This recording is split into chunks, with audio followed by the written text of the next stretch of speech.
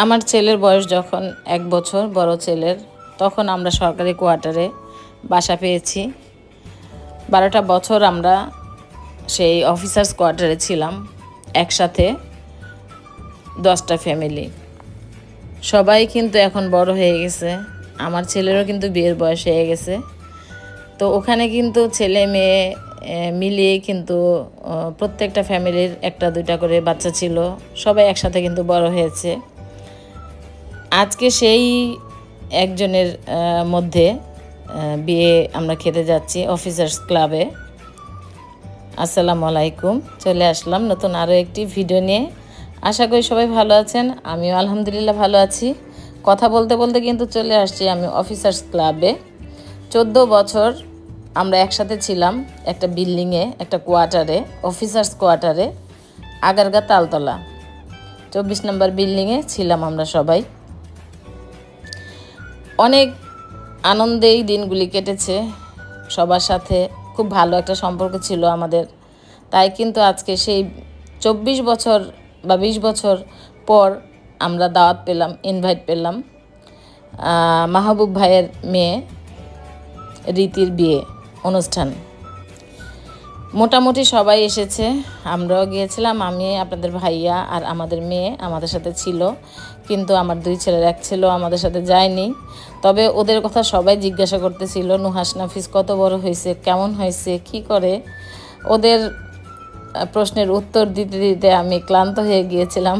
যাই হোক, অনেক ভালো লেগেছে, অনেক বছর পর সবার সাথে আবার দেখা। সেই অতীতের দিনগুলির কথা বারবার মনে পড়ছিল। তো যাই হোক, আমার আজকের ভিডিওটি আশা করি আপনাদের কাছে ভালো লাগবে। আর যদি ভালো লেগে থাকে একটা লাইক দিতে পারেন। আর একটা লাইক তো 10 জনের কাছে চলে যায়, সবাই আমরা কম বেশি জানি। তো রাস্তায় প্রচণ্ড জ্যাম ছিল, যেতে যেতে অনেকটা সময় পার হয়ে গেছে।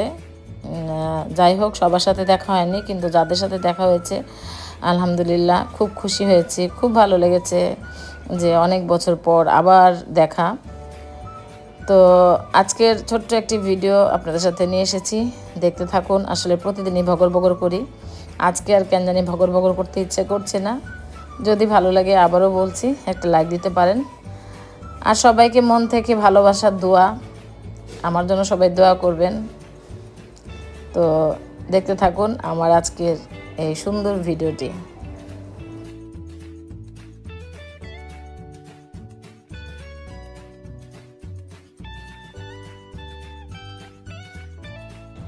এই যে সব ভাবিরা একসাথে ছবি তুলছে, যেহেতু আমি ক্যামেরার আসি না তাই আমি আর তুলি নেই, আমি ওদের ভিডিও করলাম। এই যে সামনে যে সাদা শাড়ি পরা, এটা এই ভাবির মেয়ে বিয়ে আর কি। তো এই ভাবির 1 ছেলে 1 মেয়ে ছিল। ছোটোবেলায় দেখতাম ভাবি স্কুলে নিয়ে যেত, মানে অন্যরকম একটা দিন আমাদের কেটেছিল আর কি। খুব ভালোভাবে কেটেছিল, সবার সাথে খুব একটা ভালো সম্পর্ক ছিল। আর এই তো এখানে দাঁড়িয়ে আছে কনকের আম্মু, কনকের মেয়ে। তো সবাই মোটামুটি বললাম না, সবার সাথে দেখা হয়েছে, কথা হয়েছে।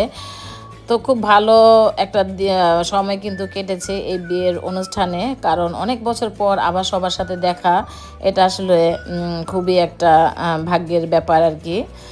যাই হোক, আমিও যদি আল্লাহ বাঁচিয়ে রাখে আমাকে, আমিও যদি আমার ছেলেকে বিয়ে দেই, তো আমারও ইচ্ছা আছে আমি সবাইকে ইনভাইট করব, যদি আল্লাহ আমাকে বাঁচায় রাখে। যাই হোক, আমাদের এই রীতির বরের জন্য সবাই দোয়া করবেন, ওদের যেন নতুন জীবন সুন্দর হয়, ভালো মতো যেন কাটে আর কি। তো বিয়ের ব্লগে আসলে অত বকবক করা উচিত না। হ্যাঁ, যাই হোক, অনেক কথাই বলে ফেলেছি। আমার কথায় ও কাজে যদি ভুল হয়ে থাকে ক্ষমা সুন্দর দৃষ্টিতে দেখবেন। আর এই তো দেখতে থাকুন আর এনজয় করতে থাকুন। আর এই ভিডিওগুলি আসলে বাংলাদেশের মানুষ তো খুব কমই দেখে, যারা বাহিরে থাকে তারা কিন্তু এগুলি খুব মিস করে আর কি, বিয়ের অনুষ্ঠানগুলি মিস করে, বিয়ের খাবারগুলি মিস করে। তো তাদের জন্য আর কি এই ভিডিও তৈরি করা। তো যাই হোক, আমি জানি যারা দূর প্রবাসে থাকে তারা কিন্তু ফুল ভিডিও দেখে চেষ্টা করে। আর আমরা যারা বাঙালি আছি তারা তো ফাঁকিবাজ, সেটা জানি। যাই হোক, এগুলি আসলে বলে আর কি বুঝাবো, কিছু বোঝাতে চাই না। সবাই ভালো থাকেন।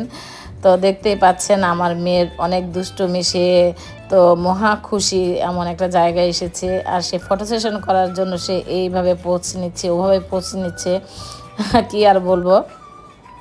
যাই হোক, খাওয়া দাওয়া তো কমপ্লিট করলাম, করার পরে আবার সবার সাথে একটু কথাবার্তা বললাম, ভিডিও করলাম, ফটো সেশন করলাম আর কি। তো এই আর কি। তো দেখতে থাকুন বাকিটা ভিডিও। আমি আপনাদের কাছ থেকে বিদায় নিচ্ছি। তো আবারও বলছি, যেতে যেতে সবাই ভালো থাকবেন, সুস্থ থাকবেন, আমার জন্য দোয়া করবেন, আমার পরিবারের জন্য দোয়া করবেন।